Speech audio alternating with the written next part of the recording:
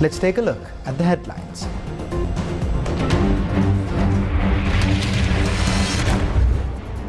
Group including Finance Ministry Secretary summoned to National Election Commission. Election must be held before 20th March, MP Sumandiran asserts. Lawyers demand elections must be held soon. Will honour the Supreme Court's interim order, says State Minister of Finance Ranjit Siyamalapitiya. SLPP Executive Committee removes Professor Geo Political from post of party chairman. We will not betray the fight, even if we lose our parliamentary seats, says Dulles. If the President wants a general election, let's hold a general election, says MP Rauf Hakim. Decision to increase electricity tariffs should be annulled. Matter will be taken before the law, PUCSL chairman writes to 3 fellow PUCSL members. On to your top story. The National Election Commission reached a decision last week to summon officers including the Finance Ministry Secretary, IGP and the government printer to the National Election Commission again. The National Election Commission says that they hope to discuss on Tuesday, the 7th of March, on the local government election 2023. Yesterday, the National Election Commission announced that the new date for the 2023 local government election will be announced before the 9th of March. Sri Lanka Supreme Court on Friday issued an interim order on the country's Finance Secretary and the Attorney General who represent the Finance Minister, preventing them from withholding any funds allocated by the 2023 budget for the local government poll 2023. The interim order was issued after permission was granted to examine an application that was filed by General Secretary of the Samagi Jana Balawegaya, Ranjit Madhuma Bandara.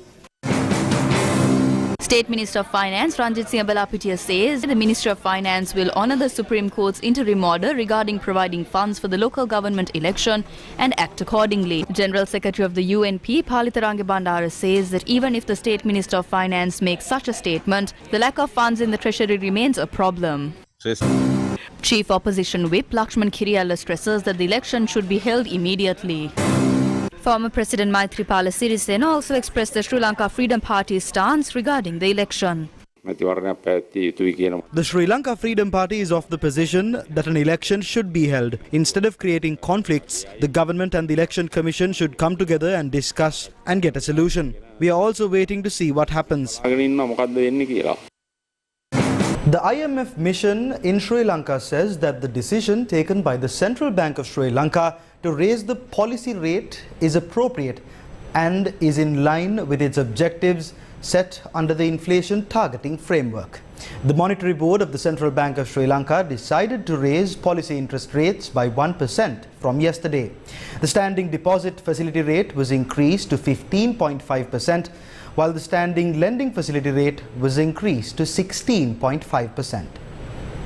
Peter Brewer, Senior Mission Chief for Sri Lanka, and Masahiro Nozaki, Mission Chief for Sri Lanka, noted that the central bank's decision to raise the policy interest rate reflects the CBSL's commitment to the inflation target, and it is an important part of the disinflation strategy in the Extended Fund Facility program. According to the statement issued by the IMF mission in Sri Lanka, Sri Lanka's inflation is declining but remains at a very high level, which has been disproportionately hurting the poor. The statement added, quote, upside inflation risks could reverse the trend and lead to persistently high inflation, which is extremely costly to the economy. Therefore, according to the IMF, the central bank's decision to raise the policy rate shows its commitment to reduce inflation more quickly and firmly towards the single-digit target. The statement further added, durable disinflation would help boost market confidence, reduce excessive risk premia, and ease the financing conditions for the corporates, especially the small and medium enterprises, which supports recovery. Speaking during the monetary policy review yesterday, Central Bank Governor Dr. Nandalal Veerasinghe said Sri Lanka is ready to adopt the IMF program within March this year.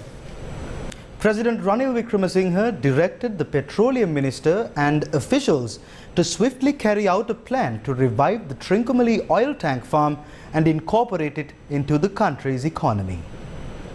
The President issued these directives during an inspection tour of the Lanka Indian Oil Company oil tank farm in Trincomalee on Friday afternoon. The head of state expressed the urgency of implementing the Trincomalee development program by renovating the 61 tanks of the upper tank farm which have not been used for several decades. President Wickremesinghe was greeted by the Managing Director of LIOC, Manoj Gupta, at the LIOC's lower tank farm area. The President visited the lubricating oil blending plant belonging to the Indian Oil Company. The President's media division said during the visit, the President also inspected Sri Lanka's first locally developed grease manufacturing plant, which was built and launched by LIOC. With a capacity of 3,000 metric tons per annum, this plant has the potential to meet the entire island's demand for grease, thereby saving valuable foreign exchange that is currently being spent on grease imports. President Wickremesinghe expressed his appreciation to LIOC for its dedication to ensuring a continuous fuel supply to the country during the crisis.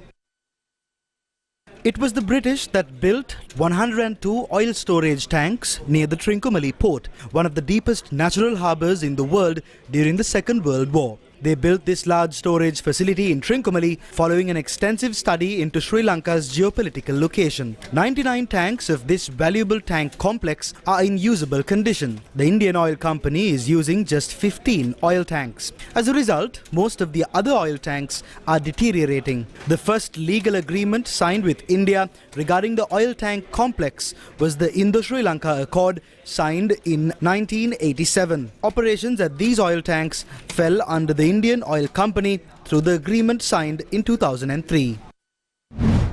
A meeting between former President Maithripala Sirisena and Chinese ambassador to Sri Lanka Kee Zeng Hong took place today. The meeting was held at the former president's residence in Polonnaruwa. A group including the Chinese ambassador held discussions while on a private visit. Up next, the office of the PUCSL chairman was sealed.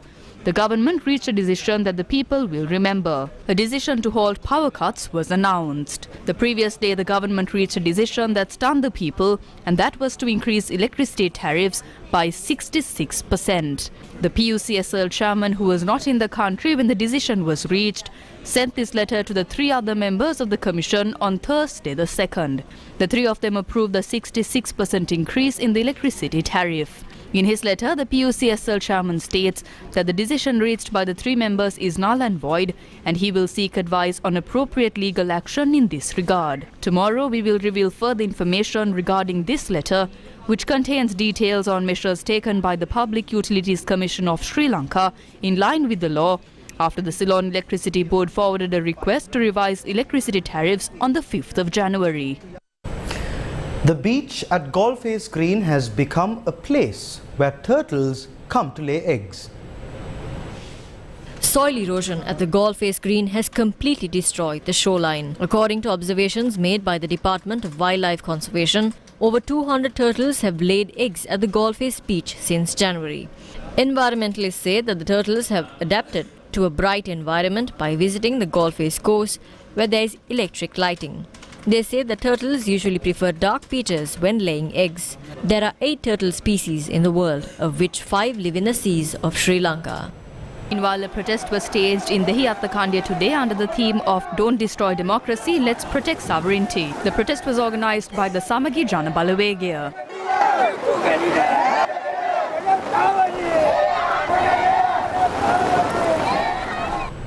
In more local news, the Executive Council of the Sri Lanka Podujana Peramuna has decided to remove Professor Geo Political from the post of SLPP chairman. The Sri Lanka Podujana Peramuna General Secretary Attorney Sagara Karyawasam says the decision was reached when the party's Executive Council met last week. General Secretary of the Sri Lanka Podujana Peramuna Sagara Karyawasam says that 2 names are currently being considered for the post. He also says that proposals were made to appoint a senior politician and a recognized person in society to the post. He adds that several rounds of discussions were held over the matter in the past few days, and the new SLPP chairman will be announced soon. The Sri Lanka Podujana Peramuna General Secretary says, in addition, the party also recently took steps to remove members of the SLPP who submitted nominations representing other parties at the local government election.